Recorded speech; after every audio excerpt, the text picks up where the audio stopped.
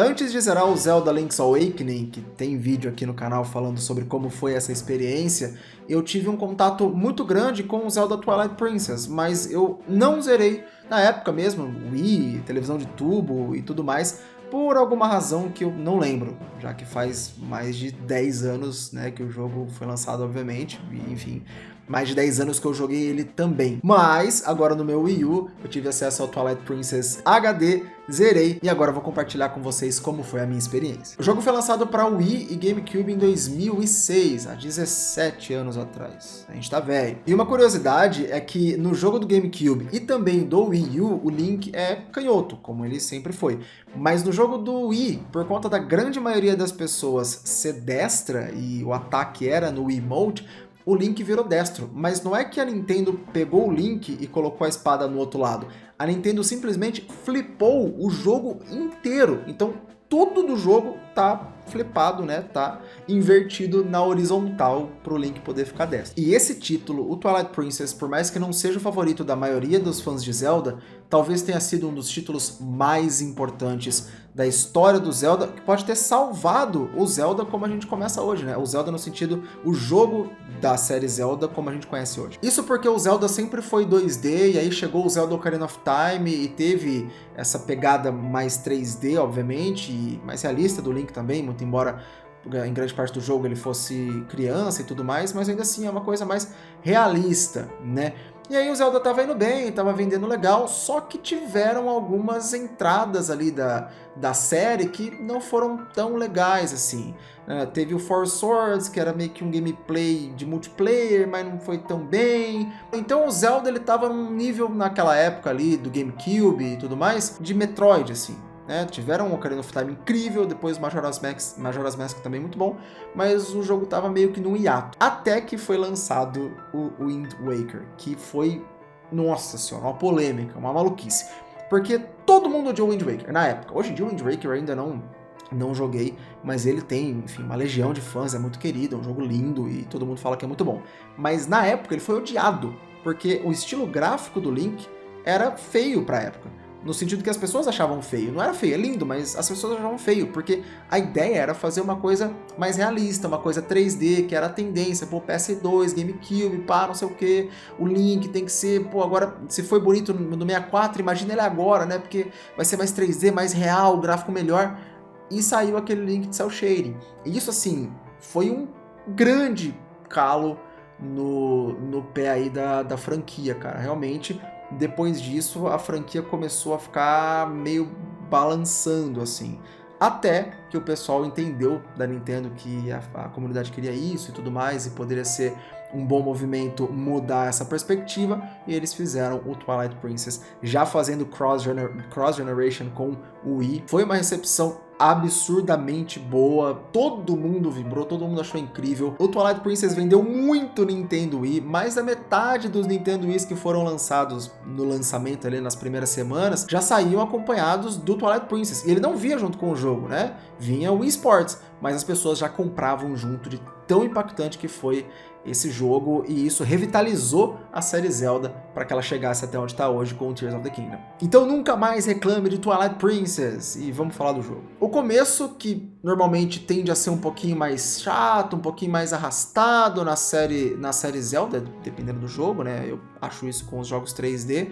Aqui foi bem mais de boa, assim, ele foi bem mais dinâmico. E a história, pô, depois me pegou pra caramba, assim. E eu joguei sem spoiler, por mais que o jogo seja antigo, eu joguei sem spoiler. Então, assim, foi surpreendente cada passo da história. E aí eu vou brisar um pouco aqui, mas a história ela não é super emocionante, mas ela meio que dá um quentinho no coração, ela acalenta o coração, né? As escolhas de arte do jogo, a vibe, a iluminação, né, os glows que tem e tudo mais, por mais que elas sejam mais adultas em comparação ao Wind Waker, pelo que eu acabei de falar, ainda assim elas têm uma aura meio confortável, uma sensação de ser abraçado, sabe? Uma coisa de comer um ramen no frio. Filosofei. Mas enfim, eu avisei. E os momentos-chave de cada parte, de cada momento da jornada são extremamente impactantes também e muito memoráveis. Eu lembro até hoje, e vários, conforme eu fui jogando, eu fui, sabe quando dá aquele estalo na cabeça, assim, eu fui relembrando da época que eu joguei lá no Wii, originalmente. E aí, falando de gameplay, né, do loop de gameplay, as dungeons e os puzzles do jogo, os quebra-cabeças, foram muito mais diretos e retos do que os do Link's Awakening, por exemplo. Então você sente essa evolução dentro do game design do jogo. Não é que o Link's Awakening era ruim, mas o do Twilight Princess, até por ser 3D também e por ser mais novo, ele é bem mais pra frentão, assim, bem mais dinâmico, e não diria que eu prefiro, mas me poupou de usar guias. Acho que eu usei guia, tipo, uma vez no Twilight Princess no máximo. E de novo, é impressionante como que a série Zelda te faz se sentir progredindo mesmo sem ter stats, né? Você não aumenta a força do Link, a agilidade, você aumenta o coraçãozinho e os rupis no máximo. E mesmo assim, os itens que você pega e tudo mais, né? Cada vez que você pode acessar uma área nova do mapa também, a história ajuda demais, obviamente, nisso, é o esqueleto para tudo isso. O backtracking no jogo também é muito bom, ou seja, aquele lance de você voltar para áreas que você já foi, mas a área às vezes está diferente, você não está voltando para ela porque está estendendo a vida útil do jogo artificialmente, você tá voltando pra ela porque faz sentido você tá ali, mudou alguma coisa, você tem que estar ali de novo, alguma coisa que você não viu agora tem, e tudo isso é muito bem feito, então você sente que você tá indo pra frente, mesmo sem pegar um item lendário, pegar um item que tem um status melhor e tudo mais, isso é muito legal. As mecânicas de chefe também são incríveis, pelo menos a grandíssima maioria eu gostei. Tem um lá que eu não vou dar spoiler, que eu não achei muito legal não, porque achei meio repetitivo. Mas em geral as mecânicas de chefe são muito boas, e as mecânicas para você usar os itens que você pegou no meio de uma dungeon e tudo mais, durante a própria dungeon e depois em outras dungeons também são muito boas. Então aquele item, aquele primeiro que você pegou lá no comecinho, ele vai voltar a ser útil eventualmente. E não vai ficar esquecido sem utilidade praticamente alguma. Porque vários itens não são de duelo, de batalha, né? Tipo a bota lá, que é muito pesada e tal. Ela é mais ou menos de batalha, mas em geral você não vai usar ela pra brigar com os monstros normalmente. Agora, ainda assim, durante grande parte do meio pra frente do jogo, mesmo que ela seja um item mais inicial, digamos, ela tá ali, ela tá presente, ela tem a sua função e você vê que não é artificial. Acho que essa é a grande questão desse jogo pra mim. Eu sei que tem Zeldas considerados melhores e tal, mas ainda assim, o Twilight Princess já é muito orgânico pra mim. As decisões que você tem que fazer, a aventura que você tem que fazer é muito orgânica. Ela é mais linear do que o Link's Awakening, no sentido de que você tem coisas pra fazer que não são lineares, mas aí eles são side quests, né? Elas são quests secundárias, e a história principal ela é bem linear, principalmente do meio pra frente do jogo, que você libera mais o mapa. Então existe essa questão.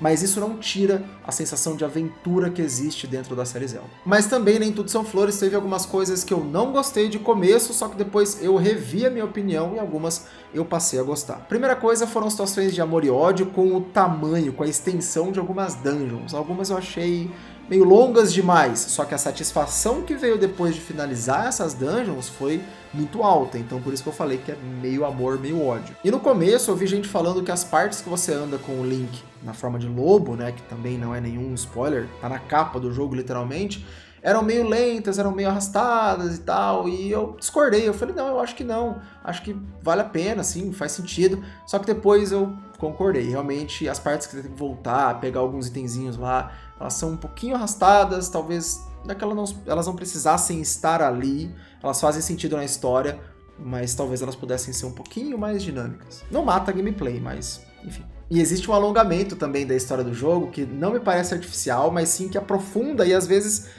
te pega numa expectativa errada.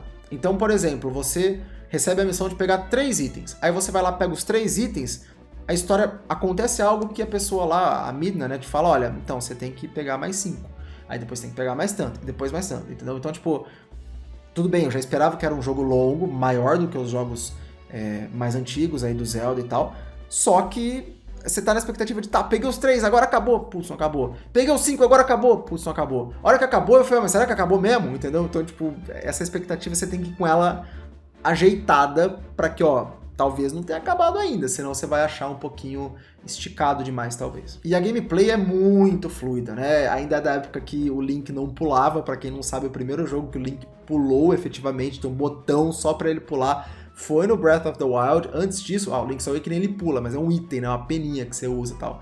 Então mesmo sendo da época que o Link não pula, a gameplay é muito fluida com ele e na forma de lobo também, de cachorro. Só que a gameplay da Epona e de um dragãozinho lá que eventualmente você pega é... Nossa, velho, é um negócio assim que me estressava de uma maneira que eu tinha vontade de tacar o controle do Wii U na televisão, filho. Realmente, eu entendo, é antigo, pai e tudo mais. Tem até um vídeo dos desenvolvedores falando que eles ficaram muito tempo trabalhando nessa mecânica de horseback riding, né, de andar a cavalo, porque não tinha Red Dead Redemption pra meio que explicar como fazer um negócio legal, assim. Então, eles ficaram muito tempo trabalhando nisso, eu entendo o trabalho e o desafio que foi, não é horrível, mas é chato, velho. E tem partes que dependem da Epona, velho. Depois que eu peguei o lobinho, aliás, que eu podia andar com o lobinho, a Epona que se lasca, eu nunca mais usei Epona, velho.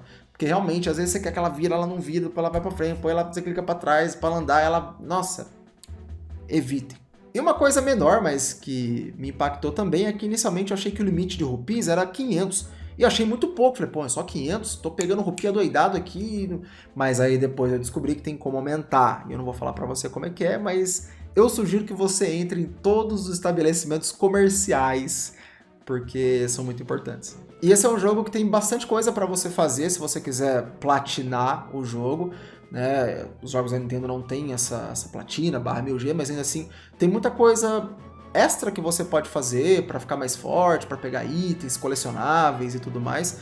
Só que depois que você zera o jogo, você não pode voltar. Então, por mais que o mapa esteja aberto, você não tem a opção de voltar e fazer tudo que tem que fazer com o jogo já zerado. Você tem que pegar um save que você não zerou e fazer isso. E eu já não ia fazer 100% de qualquer maneira, mas isso me desanimou um pouquinho mais ainda, né?